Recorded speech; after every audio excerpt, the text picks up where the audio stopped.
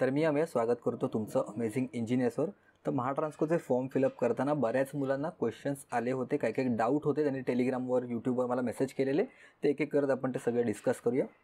So form भरताना काही questions होते, सर्टिफिकेट वगैरे, त्यासाठी गाईड करा, ठीक आहे। तर आजच्या व्हिडिओमध्ये सगळे डिस्कस करूया। सगळ्यात पहिल्यांदा आहे की लास्ट डेट काय आहे फॉर्म फिलअप करायची महाट्रान्सकोची। तर महाट्रान्सकोसाठी 9 ऑगस्ट ही लास्ट डेट आहे। आता 4 ऑगस्टला मी व्हिडिओ रेकॉर्ड करतोय, अजून फक्त 5 दिवसच आपल्याकडे आहेत, त्यामुळे अजून कोणी फॉर्म भरला नसेल तर फॉर्म फिलअप करा। नेक्स्ट एक क्वेश्चन होता प्रथमेश गायकवाडचा की प्रोविजनल सर्टिफिकेट चालेल का डिग्रीसाठी, कारण 2024च्या मुलांना पण त्यांनी अलाव केलेलं आहे। तर फायनल सर्टिफिकेट नाही आहे पण प्रोविजनल सर्टिफिकेट चालेल का। तर ॲडव्हर्टाइजमेंटमध्ये जर तुम्ही चेक केलं 4.3 मध्ये the candidate have to acquire above qualification on or before 31 जुलै 2024 असं त्याने दिलेलं आहे। म्हणजे 2024पर्यंत त्याची वरील क्वालिफिकेशन त्याने पास केलं पाहिजे।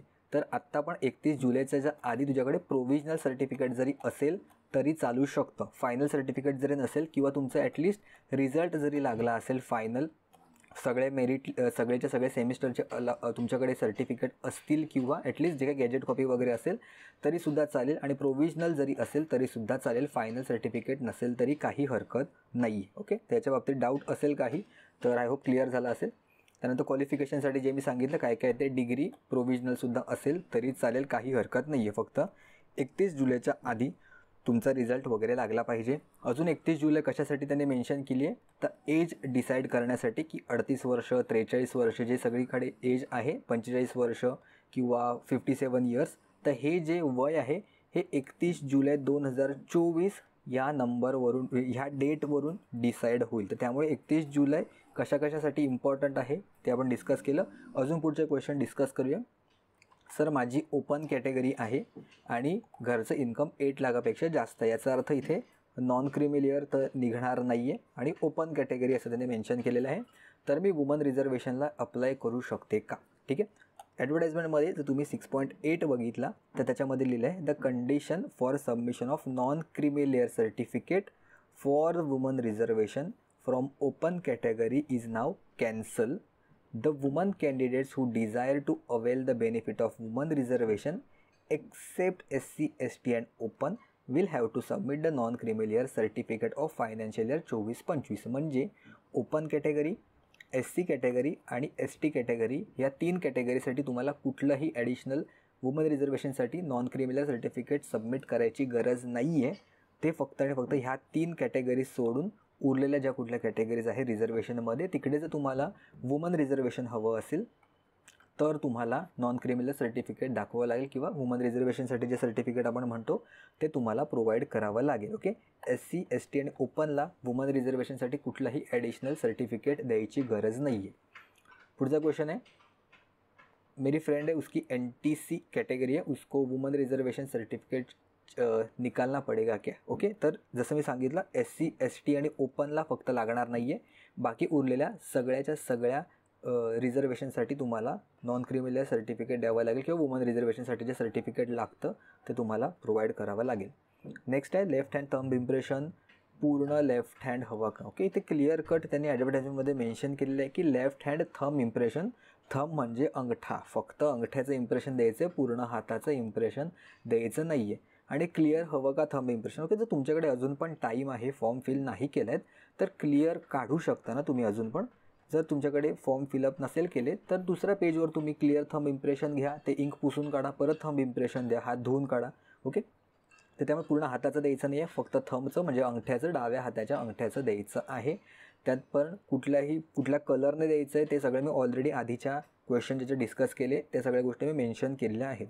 त्यानंतर अजून एक होता आहे की स्टुडंटचा डाऊट, सर माझं लेफ्ट हँड हँडिकॅप्ड आहे तर त्यामुळे मी राईटचा दिला तर चालेल का। ओके, जर अशी पण एक केस असू शकते की लेफ्ट हँडचा थंब इम्प्रेशन मागितलं आहे पण काही कारणामुळे आता इथे या स्टुडंटचा हँडिकॅप होता लेफ्ट हँड, किंवा जर काही कट वगैरे झालं असेल किंवा तिथे इंजरी झाली असेल त्यावेळी प्रोव्हाइड करणं पॉसिबल नाही होत लेफ्ट हँडचं, तशा वेळी मग तुम्ही मग राईट हँडचं थंब इम्प्रेशन दिलं तरी चालेल। पण जर सगळ्या गोष्टी नॉर्मल असतील तर लेफ्ट हँडचंच थंब इम्प्रेशन द्या।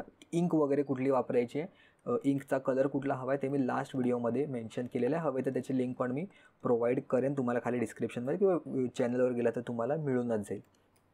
पुढचा होता सर ट्रान्सकोचा फॉर्म फिल करताना फोटो अँड साईन आहे ते 20 KB आणि हा एक सर्टन त्यांनी रेंज दिलेला अपलोड केला आहे बट डायमेन्शन और पिक्सल फॉर्मॅटचा रेंज आहे तो वेगळा आहे. म्हणजे गाईडलाईन्समध्ये जो पिक्सलचा रेंज आहे त्याला मॅच नाही करते तर चालेल का? हे बघा, जोपर्यंत तुमची साईन अपलोड होते आहे ना तोपर्यंत काहीच प्रॉब्लेम नाही आहे. जर त्यांनी दिलेल्या कॅटेगरीच्या जर बाहेर जात असेल तर ते स्वतःहूनच ते रिजेक्ट करतील.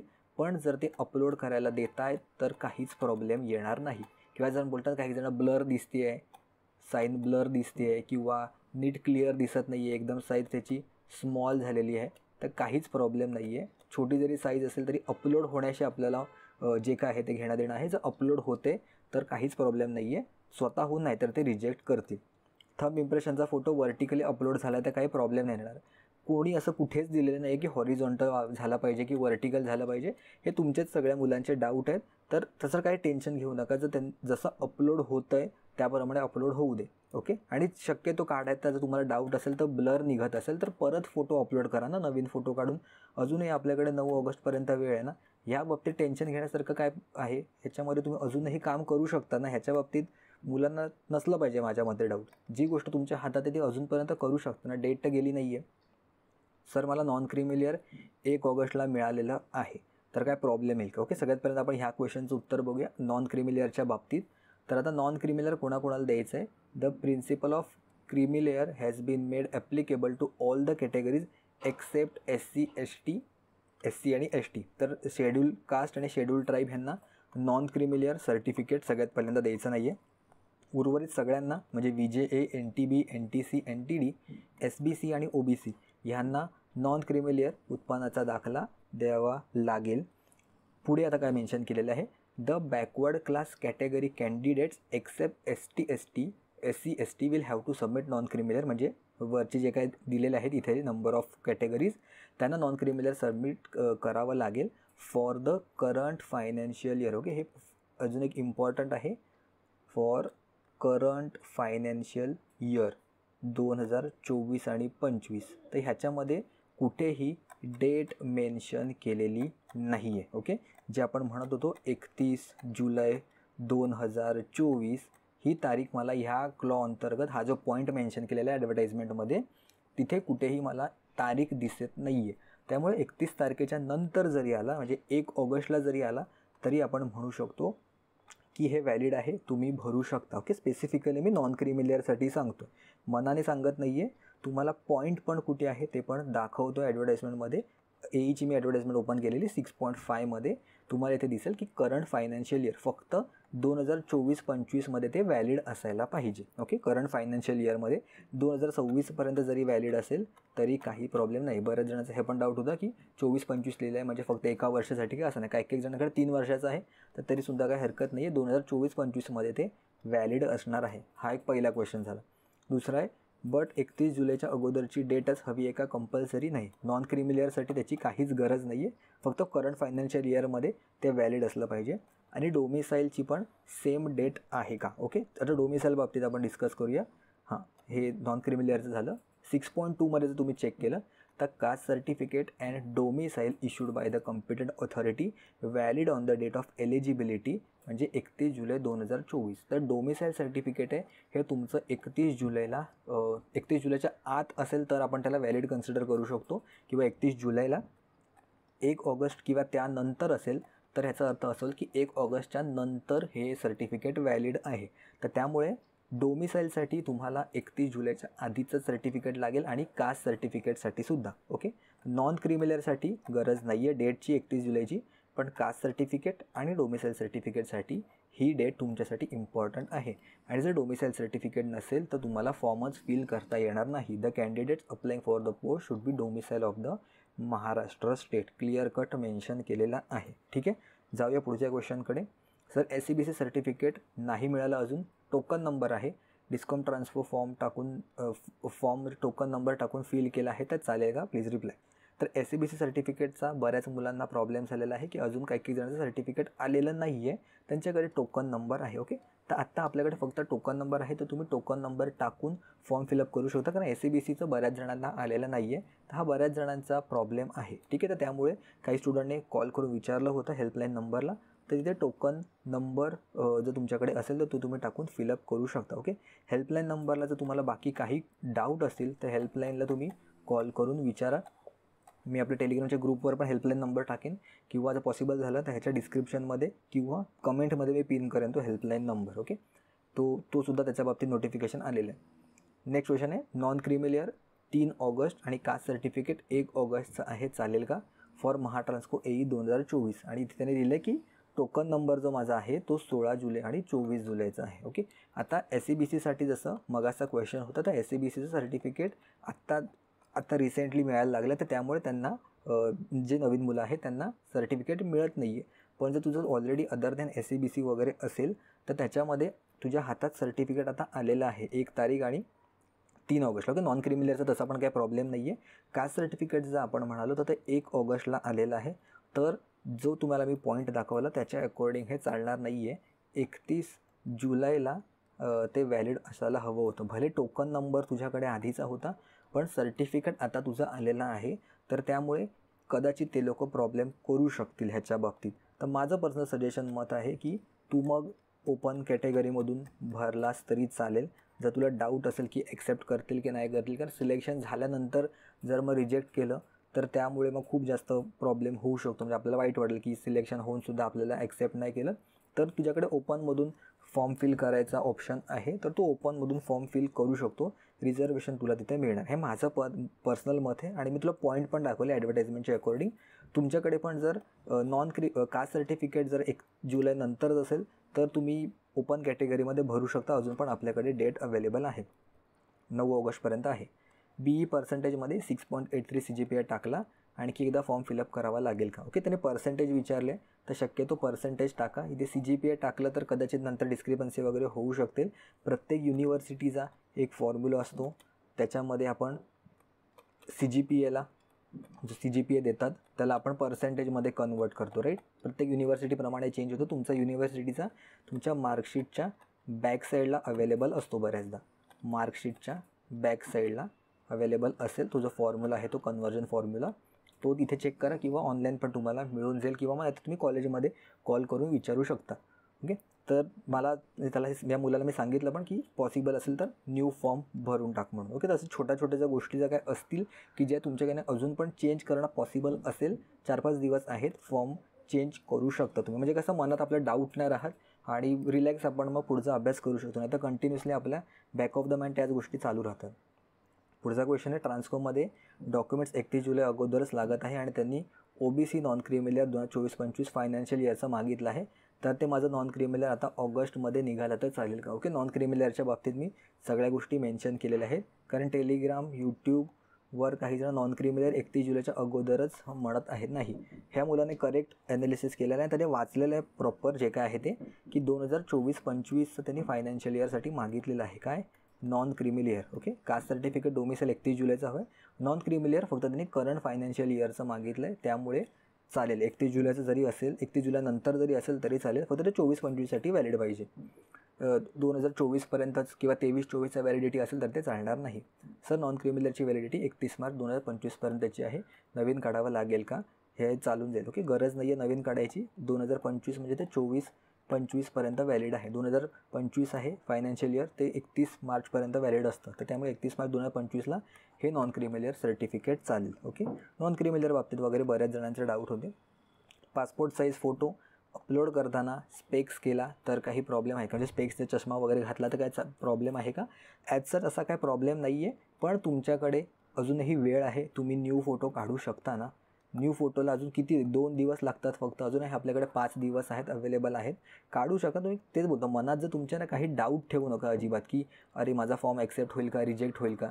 या गोष्टी जर डाऊट येत असतील, सरळ नवीन फॉर्म फिल करा, त्याच्यामध्ये जे काही चुका झाल्या तर रेक्टिफाय करा. नेहमी तुमचा लेटेस्ट जो ॲप्लिकेशन फॉर्म असतो ना तोच येईल. हवं तर न्यू फोन नंबर यूज करा, न्यू ईमेल ID यूज करा, त्यानंतर काहीच प्रॉब्लेम येणार ना, सगळ्याचं जर नवीन असेल तर. प्लस हे दुसरं, व्हाईट शर्ट आणि मागे व्हाईट बॅकग्राऊंड आहे, अवॉइड करा शक्यतो ह्या 2 गोष्टी असेल तर. मागे व्हाईट बॅकग्राऊंडच असू दे, पण मग इथे थोडं जे काय शर्ट वगैरे असेल किंवा दुसरा काय ड्रेस असेल तर तो डार्क शेडमध्ये शक्यतो ठेवा, व्हाईट ठेवू नका, दोन्ही चेंज करा. ओके, असे पण डाऊट आलेले आहेत मुलांचे. टेलिग्रामचे मेसेजेस मी इथे अपलोड केले डायरेक्टली. नेक्स्ट क्वेश्चन आहे, महाट्रान्सको ई फॉर्म फिल करताना फादर्स नेम मदर्स नेमच्या जागी त्यांचे फुल नेम टाकायचं की फक्त फर्स्ट नेम टाकायचं. ओके, तर हा एवढा बेसिक क्वेश्चन आहे खरं तर विचारायला नाही पाहिजे, पण शक्यतो जिकडे पॉसिबल असेल तिकडे सगळीकडे तुम्ही फुल नेम टाकत जा. फक्त आईवडिलांचं फक्त स्टार्टिंगचं नाव टाकण्यामध्ये अर्थ नाही. त्यांनी असं ते दिलं आहे का नाही ना की फक्त स्टार्टिंगचं नेम टाका की फुल नेम टाका.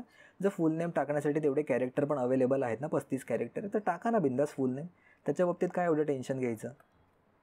पुढचा क्वेश्चन, सर SABC सर्टिफिकेट निघत नाही आहे तर ट्रान्सको फॉर्म डेट एक्सटेंड होण्याचे चान्सेस आहेत का. ओके, अजूनपर्यंत तरी काही एक्सटेन्शनच्या बाबतीत दिलेलं नाही आहे. जसं मी सांगितलं, तुम्ही टोकन नंबर जर तुमच्याकडे अवेलेबल असेल तर टोकन नंबर फिल करा आणि त्यानंतर एक्सटेंड होईलच ह्याची काहीच गॅरंटी नाही आहे आपल्याकडे. ओके, झालं तर मी तुम्हाला सांगेनच त्या बाबतीत, पण अजून तरी एक्सटेन्शनचं दिलेलं नाही आहे, त्यामुळे ते काही डोक्यात ठेवू नका. जेवढ्या गोष्टी अवेलेबल आहेत तेवढ्या फिल करा. जर काहीच नसेल तर तुमच्याकडे एक सरळ सूट ऑप्शन आहे की तुम्ही ओपनमधून फॉर्म फिलअप करू शकता. ओके, आणि वुमनसाठी पण वुमन रिझर्वेशनमध्ये ओपनमध्ये फॉर्म फिलअप केला तरी चालेल, जे मुली आहेत ते. तर तुम्हाला एक्स्ट्राचं सर्टिफिकेट काय द्यायचं नाही. परत काय सर्टिफिकेटमध्ये कुठला नंबर टाकायचा हा पण डाऊट आहे. हे बघा, जर टाकताना तुम्ही हा नंबर टाकला काय किंवा इकडे जर मेन्शन केलेला असा तो जर नंबर टाकला तरी काय ॲज सच एवढा फरक पडणार नाही आहे. फक्त आणि फक्त जो नंबर टाकाल तुम्ही फॉर्ममध्ये तो ॲज इट इज नंबर सर्टिफिकेटवर अवेलेबल असला पाहिजे. म्हणजे इकडे 1190985 आहे, तिकडे तुम्ही 1190986 टाकला किंवा 1199985 टाकला तर असं करू नका, त्या मिस्टेक करू नका. फक्त ह्या फॉर्मपैकी कुठलाही नंबर टाकला तरी चालेल, काही हरकत नाही आहे. शक्यतो हा जो सर्टिफिकेटचा आहे वरचा नंबर तो टाका, कारण काही जण मुलं म्हणत होते की इथे डॅश आहेत किंवा इथे स्लॅश वगैरे आहे, ते तिथे अपलोड होत नाही आहे. तर मग जो नंबर अपलोड होतो आहे फक्त इथे नंबर आहे तर तो नंबर टाकला तरी चालेल. फक्त तो सर्टिफिकेटवर तुमच्या व्हॅलिड सर्टिफिकेटवर असला पाहिजे आणि ते तुम्हाला सांगता आलं पाहिजे तिकडे की मला वाटतं सर हा सर्टिफिकेट नंबर आहे म्हणून मी हा टाकला. शेवटी तो तुमचंच सर्टिफिकेट आहे, तुमचं नाव वगैरे गोष्टी चेक करताना कुठला नंबर आहे तेच फक्त चेक करता. त्याच्या बाबतीत एवढं टेन्शन घेऊ नका.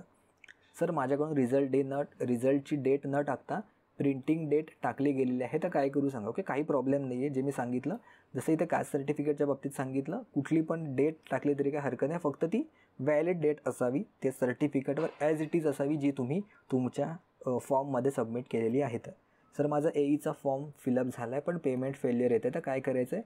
मोड ऑफ पेमेंट चेंज करून बघ.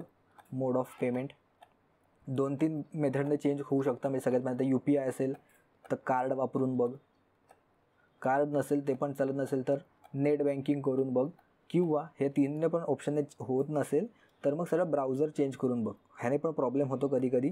जर क्रोम जर वापरत असेल तर फायरफॉक्स वापरून बघ, किंवा दुसरं इंटरनेट जर एक्सप्लोरर असेल तर ते वापरून बघ. ह्याने सुद्धा बऱ्याचदा प्रॉब्लेम येतात, तर ते पण तुम्ही ट्राय करू शकता.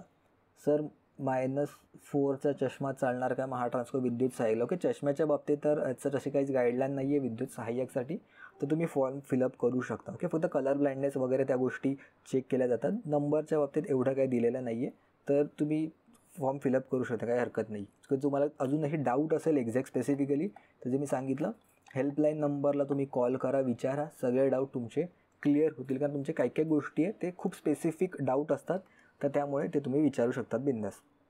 सर मी महाट्रान्सको AEसाठी फॉर्म फिलिंग केली आहे, पण माझी एक मिस्टेक झाली आहे. तुम्ही अगोदर फॉर्म अप्लाय केला होता का. तिथे मी नो केलं आहे, पण अगोदर मी फॉर्म भरला होता, तर काय प्रॉब्लेम होईल का. त्याच्यामध्ये क्वेश्चन आहे की तुम्ही ऑलरेडी फॉर्म फिलअप केला होता का, म्हणजे 2023चा जो आहे तो फॉर्म फिलअप केला होता का, आणि त्याची तुम्हाला डेट टाकायची होती. सिमिलरली सेम टाईपचा क्वेश्चन आहे की आधीचा जो ॲडव्हर्टाइजमेंट नंबर आहे तो 923 होता, तर त्याच्या जागी 923 होता, मी 823 टाकला, तर काय प्रॉब्लेम येईल का. ओके, त्यांनी तो क्वेश्चन काय विचारला होता की फक्त अंदाज यायला पाहिजे की आधीची मुलं किती होती आणि त्यांनी कुठल्या कॅटेगरीमध्ये होती, की जी नवीन मुलं आहेत ते गोष्टी समजायला आणि त्यांचे रिफंड वगैरे प्रोव्हाइड करायला. तर त्याच्या बाबतीत काही टेन्शन घेऊ नका. जरी तुम्ही न्यू फॉर्म जरी फिलअप केला असला तरी काही हरकत नाही आहे. म्हणजे आधी फिलअप केला असो वा नसो काही फरक नाही आहे. शेवटी नवीन मुलं पण फॉर्म फिलअप करणार आहे आणि तो डेटा काय कंपल्सरी नाही आहे किंवा तो डेटा काय मॅन्डेटरी नाही आहे, त्याच्यावर काय क्रॉस व्हेरिफिकेशन होणार नाही आहेत गोष्टी. त्यामुळे इथे जरी मिस्टेक झाली असेल तरी काही टेन्शन घेऊ नका. मेन आत्ता जे पुढच्या जो फॉर्म भरण्याचे जे डिटेल्स आहेत त्या तुम्ही करेक्ट टाका. प्लस बरेच मुलं म्हणत होती की आत्ताचे ॲडव्हर्टाइजमेंट नंबर काय आहे, जुना ॲडव्हर्टाइजमेंट नंबर काय आहे, तर सगळ्या गोष्टी आहे ना तुम्हाला ऑफिशियल वेबसाईटवर मिळून येतं. आता हे पण मी जो स्क्रीनशॉट काढला ना तो ऑफिशियल वेबसाईटवरूनच काढला आहे. आपल्या महाट्रान्सकोच्या करिअर सेक्शनमध्ये जाऊन थोडे जरा मागे टॅबमध्ये ना 10, 12, 15पर्यंत जायचे थोडे कष्ट घेतलेत ना तर तुम्हाला सगळ्या गोष्टी दिसून येतील. तर ह्याचे नवीन ॲडव्हर्टाइजमेंट आले आहेत ते मी इथे तर मेन्शन केलेलेच आहेत. आता पाहिजे स्क्रीनशॉट वगैरे काढून घ्या. आणि ह्याच्या व्यतिरिक्त जर तुम्हाला नसेल मिळत तर तुम्ही ऑफिशियल वेबसाईटवर जाऊन चेक करून घेऊ शकता. आणि हे जुन्या ॲडव्हर्टाइजमेंटचे पण मी इथे दिलेले आहेत 9-23, 8-23 पासून सगळे इथे मेन्शन केले. ह्याच्या व्यतिरिक्त जर तुम्ही दुसऱ्या कुठल्या पोस्टला अप्लाय केलं असेल तर तुम्ही ऑफिशियल वेबसाईटवर जा, चेक करा, सगळ्या गोष्टी तुम्हाला तिथे दिसून येतील. ओके, थोडी फक्त मेहनत घ्या. हार्डली एक 12 ते 15 टॅबपर्यंत जावं लागेल किंवा 15 पण नाही वाटत, मला वाटतं 10 ते 12 टॅबमध्येच तुम्हाला मिळेल खाली जे काय आहे ते पेजेसमध्ये करिअर सेक्शनमध्ये गेल्यावर. ठीक आहे, तर होप तुमचे सगळे जे काही डाऊट्स आहेत ते क्लिअर झाले असतील. या व्यतिरिक्त जर काही डाऊट असतील कमेंट सेक्शनमध्ये विचारा. आपण जमलंच तर फॉर्म फिलअपच्या आधीच परत एक व्हिडिओ घेऊन येऊ जर जास्त डाऊट असतील तर. ठीक आहे, तर अजून काही अपडेट्स वगैरे असतील मी आपल्या टेलिग्रामच्या ग्रुपवर इथे पोस्ट करतो. त्याची लिंक वगैरे टेलिग्रामची पण तुम्ही खाली डिस्क्रिप्शनमध्ये दिले जेणेकरून तुम्हाला लवकर अपडेट मिळतील. ठीक आहे, तर आजच्या व्हिडिओमध्ये एवढंच. भेटूया आपण पुढच्या व्हिडिओमध्ये कोणत्या नवीन टॉपिकसोबत.